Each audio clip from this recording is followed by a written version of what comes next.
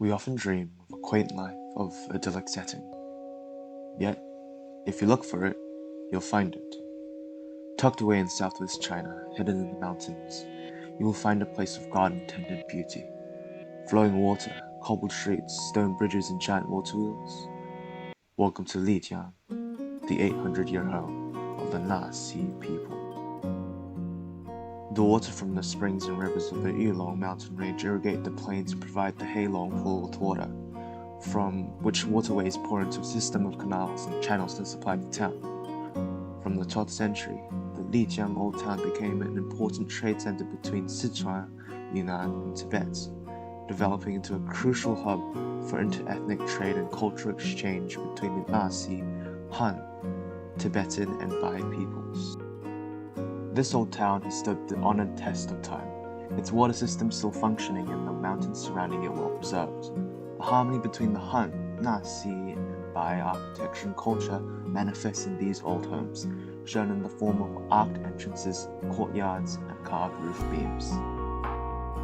In the Baisha housing cluster, over 40 paintings from the early 13th century can be found in halls and pavilions of the religious complex, exemplifying the harmonious coexistence of Confucianism, Taoism, and Buddhism.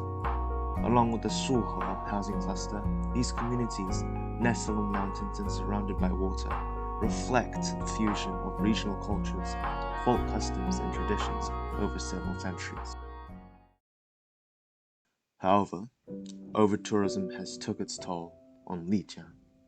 With the initial annual rate of several 100,000 visitors in 1994, more than 2.6 million tourists have trundled down the winding cobblestone streets of the old town during the first 10 months of 1999. 10 years later, Lijiang had 54 million tourists visit the old town in 2019. In 1999, an article from the New York Times reported the deterioration of the city due to over-tourism following the city's inscription as a United Nations designated World Heritage Site in 1997. Our local culture, customs, and the spirit of Lijiang are now seriously at risk from too many tourists suddenly coming here, said He Duanqi, governor of the Lijiang prefecture. The indigenous Nasi culture's language and music has been commercialized, cheapened to weekly performances and souvenirs with nonsensical phrases. In 2007, a document was submitted to the World Heritage Committee concerning commercial development and infrastructure, and the identity and social cohesion of local population and community. Commercial interests have driven measures to facilitate large numbers of tourists, compromising the authentic heritage values which attracted visitors to the property in the first place. The World Heritage Committee stated that renewed attention to visitor management and regulation of associated investments in infrastructure and facilities is required. Tourism has damaged the core of Lijiang by introducing insincere duplications of buildings and culture. While the management plan of the property was reviewed and reworked to support the protection of the old town, the fight is not over. We can all see the importance the tourism industry has for countless communities around the world. Yet, as with all things, moderation is imperative. The old town of Lijiang has stood for a near millennia and is bound to wear with time. There will be a time where every building that once stood there has been replaced.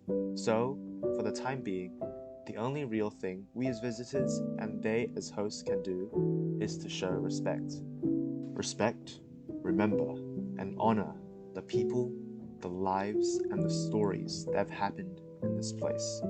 People have built their stories here.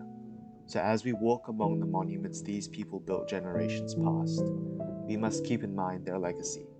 If we do not honor them,